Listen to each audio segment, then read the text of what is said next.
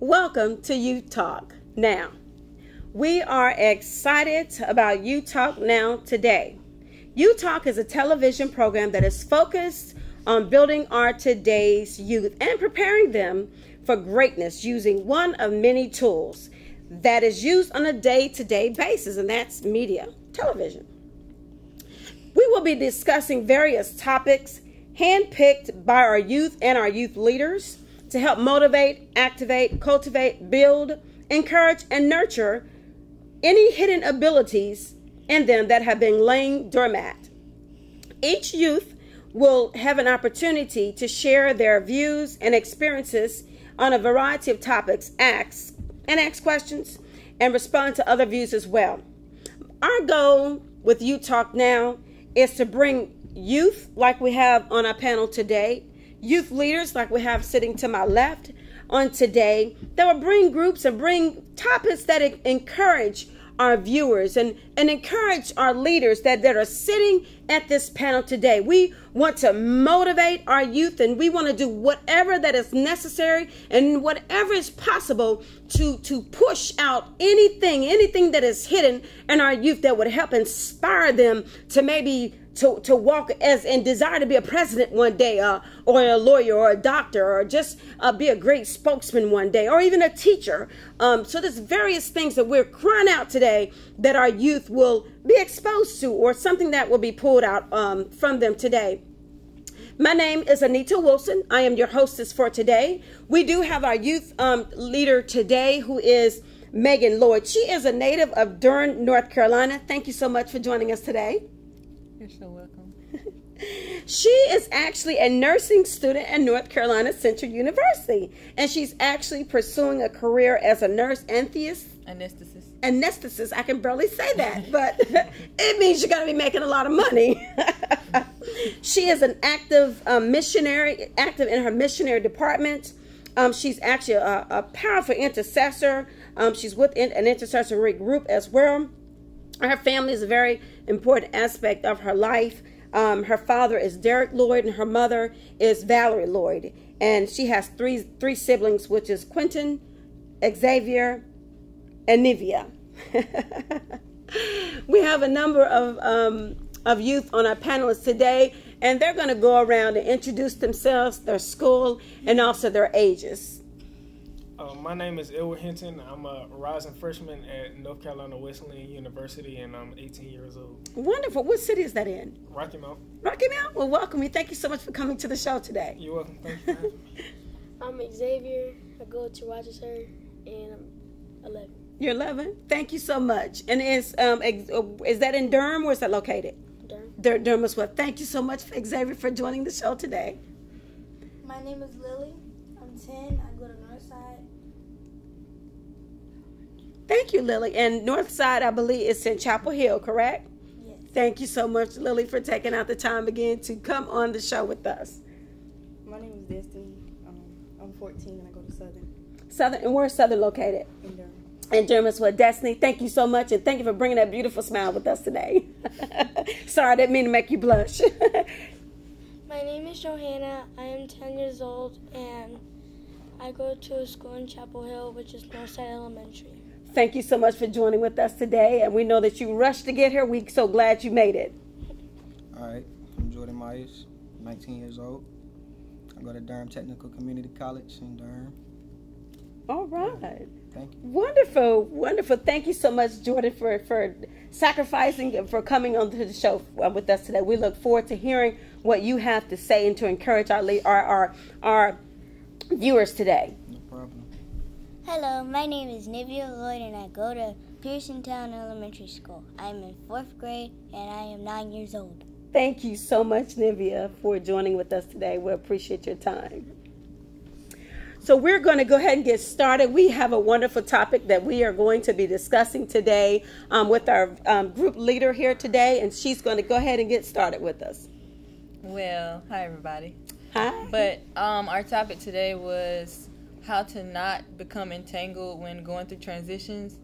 We chose that topic because I've been teaching a lot of youth in my church, and as we all know, they're growing up really fast, and they're getting they're going to different schools, and I just thought that we should, God actually put in my spirit to have this discussion about how we could help each other with our transitions in life in general, not just in schools, but just in life.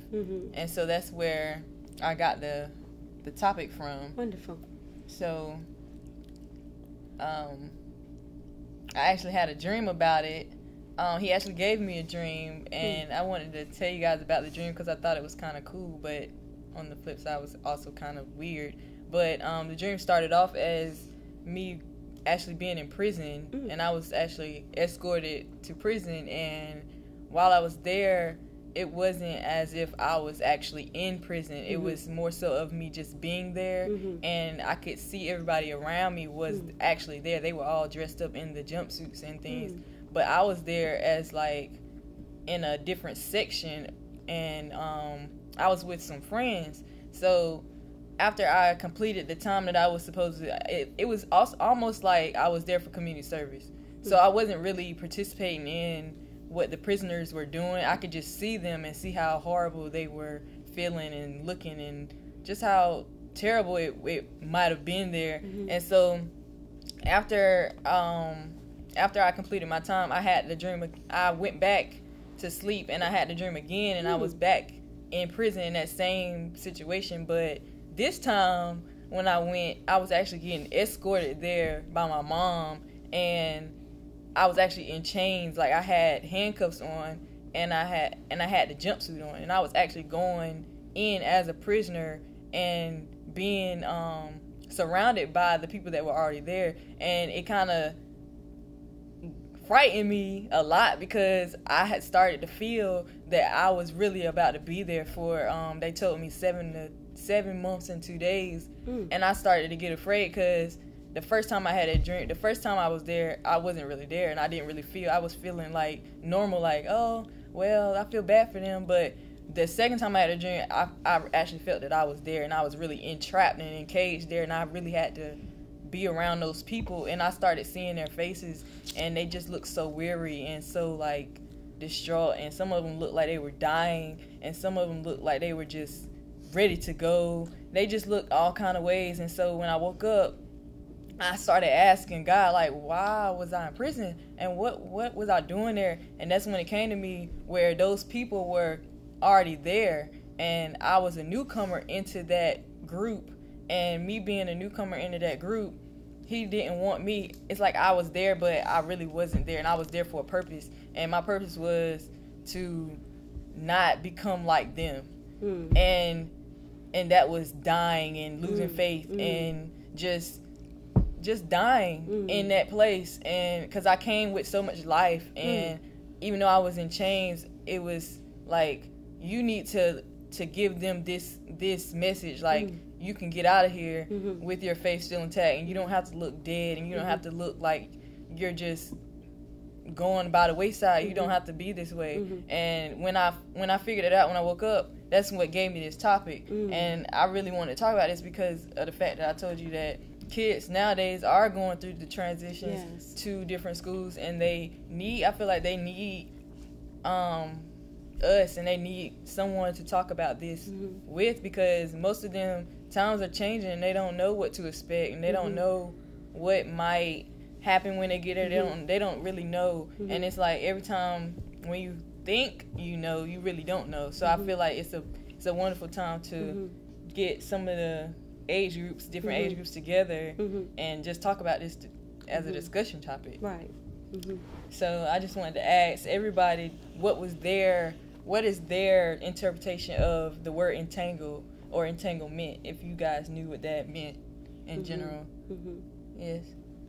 I would think entangled meant like you're wrapped in something that you think is wrong, and it is really wrong. Okay. That's good. Yeah, that's really good. Anybody else had anything? Yeah. It's like it's not like, it's when you do something, when you become in a group that you're not supposed to be coming in a group with or friends with. That's good. In my opinion, entangled means you got caught up in something that you are gonna have to put forth work and put forth effort to get yourself out. Almost like, have you ever seen like a tangled up cord?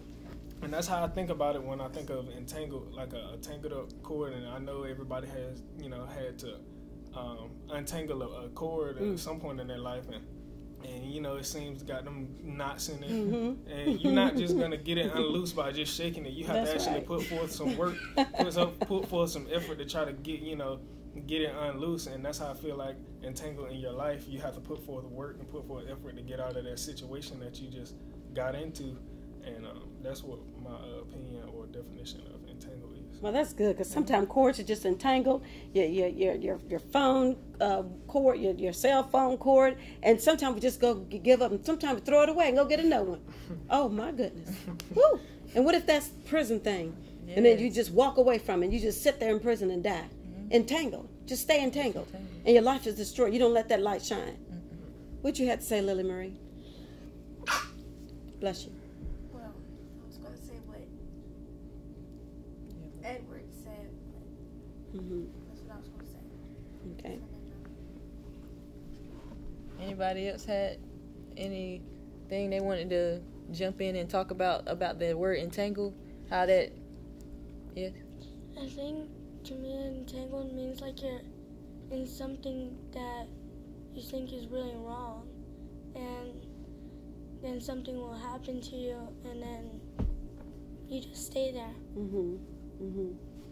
So I have a question. Why do we feel when we're in something? Because it seems like everybody said that it's when you're in something that you know is wrong, or you're trapped and you feel like you can't get out or whatever. Why do we feel that we can't get out when you get entangled or when you get trapped or anything like that? Yeah. Because when you get entangled, you're hanging around with some people and you just can't get out of it. It's hard. So. Okay. Did you want to elaborate when you said you're hanging around some people? Why is it hard? What is the, like, if they're stealing something and you're always around somebody that steals something and you don't do it, you just watch them do something, and then all of a sudden you see something that you really want and you steal it, and it's like, okay, whatever, it's just one thing that I stole, and you just start doing it more and more, and it's hard to get out of that bad habit. Becomes a habit. That's good. Yes, Nevaeh. It's like, I think entangled means like you have no faith to get yourself out, and you can't do anything without faith, because God can give you wisdom and faith to get through stuff that are bad and habits. Before the show, you was given an example about something would you like to share that example? Because somebody really may need to hear that, young and old. Yeah. When I was in my old school, Spring Valley Elementary School, I was in 2nd grade and I was taking a spelling test. And I always studied on my spelling test, but I used to cheat on it. Because every time I would take my spelling test at home, I would write it down on a piece of paper, and I would take it in my book bag and put it in my desk until it was almost time to put the spelling test on.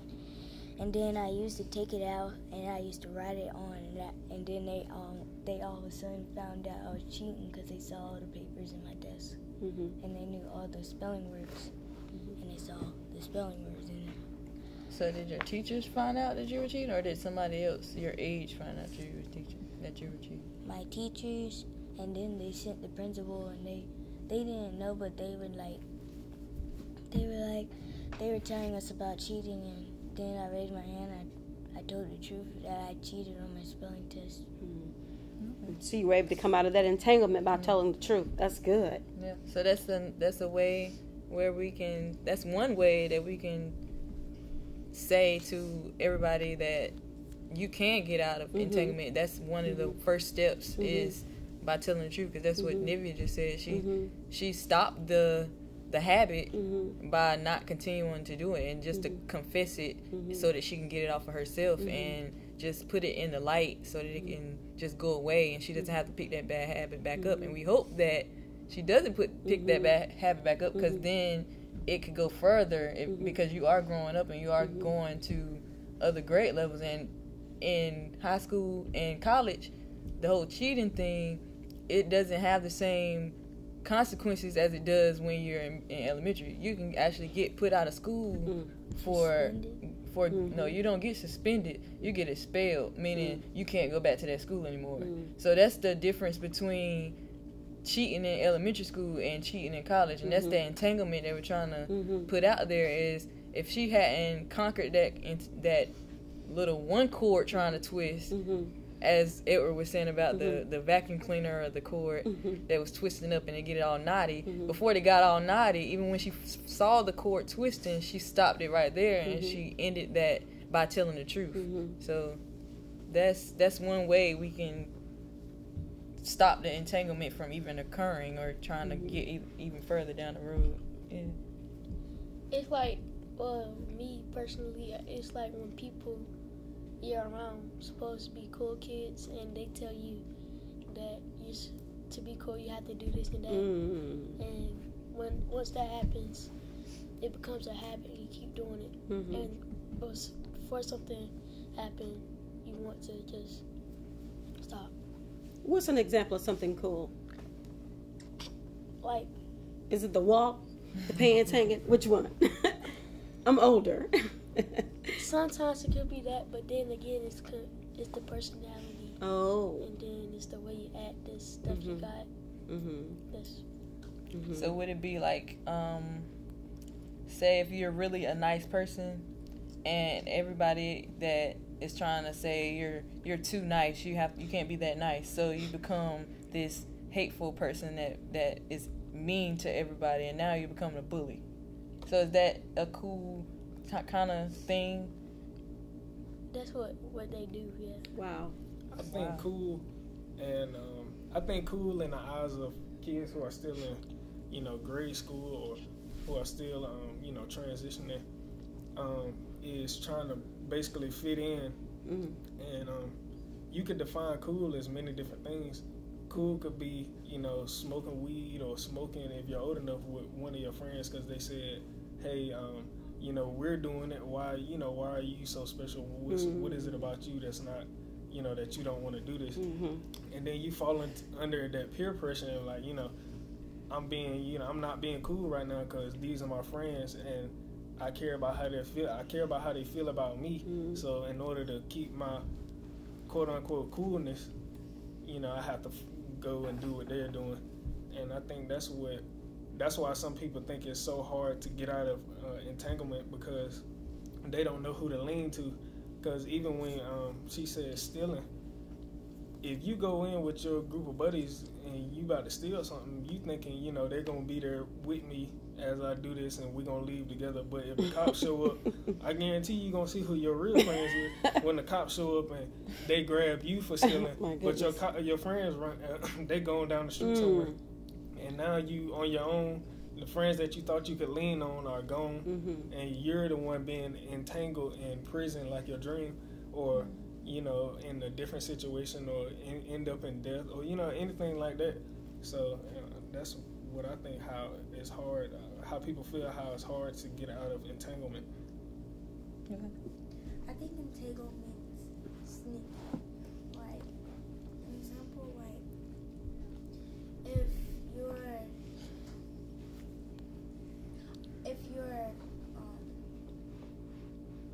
I'm not saying this. If you're older and you're smoking when nobody knows that, that's kind of entangled, because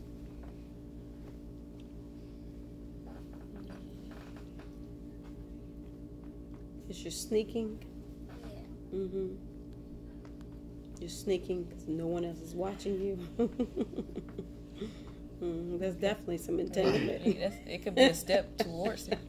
It could get you in there. Because eventually you start sneaking more and more, and eventually you won't have to sneak no more because you feel comfortable yourself in doing it. And you just do it out in the open. And then you're so entangled, people will see you do it out in the open, and you'll feel that you're doing nothing wrong. And plus, if you keep sneaking, you might eventually get addicted, and then you're entangled in that addiction. Now you have to put forth the effort to try to get yourself out of that. Yes, Johanna. I did something, and at school in Northside, I would like get mad with my friends, and then I would get like in a fight with them, and then they would tell on me, but sometimes they would start it because they say stuff to my friends that isn't true. And then mostly I like to stick up for my friends, and because they feel bad when they get hurt. So I just went up to the person that was bullying them, and they told on me, and then I said I didn't do anything, and then they told the principal, and that's when I had to tell the truth.